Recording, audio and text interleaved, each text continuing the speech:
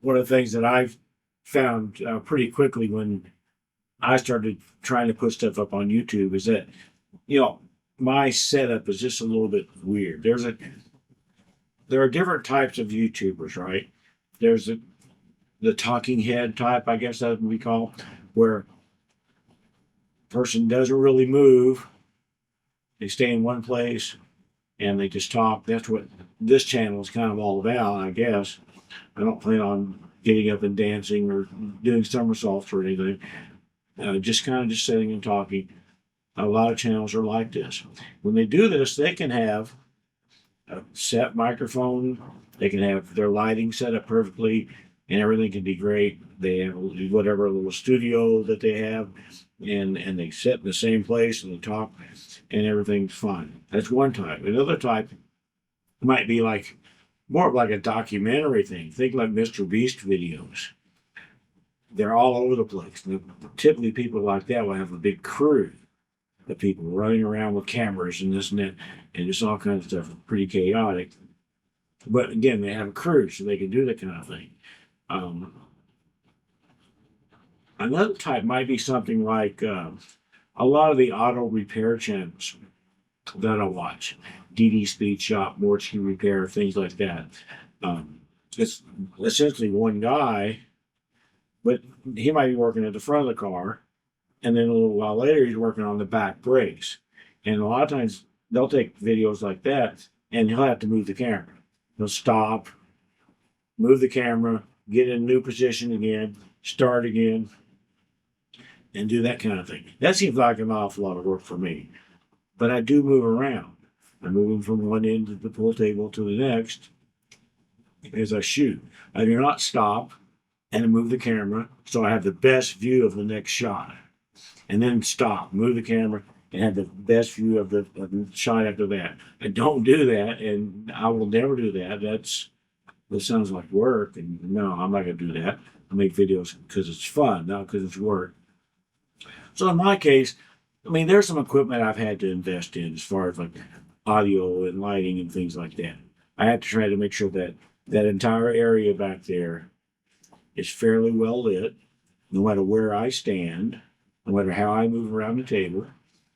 I have to make sure that my audio is picked up kind of equally. Now I'm going to walk back and it's going to be a little bit blurry, but I think you'll still be able to see me here.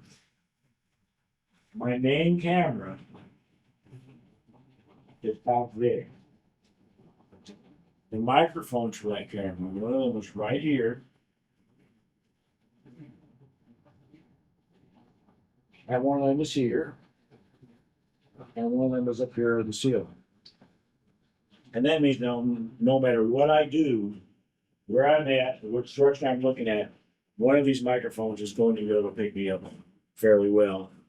And then I use the DaVinci Resolve software I talked about in another video to combine that stuff together into one signal. For a lot of people, that's going to be overkill. It just for my situation, it's either do this or have to stop the camera and get everything set up for every single shot, and I'm not going to do that.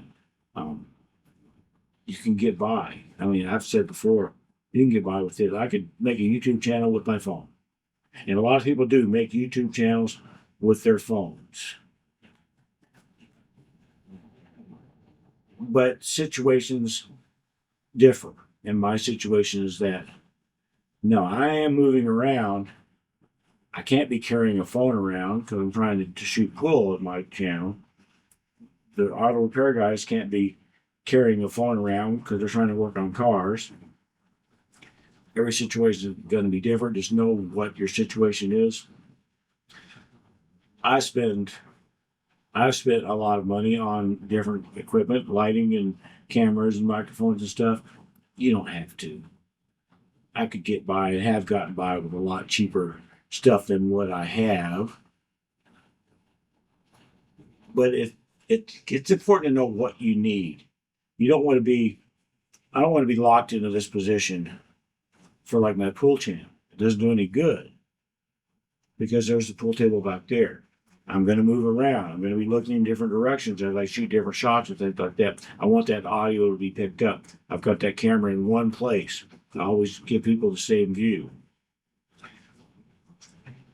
And that's important to be consistent within a video.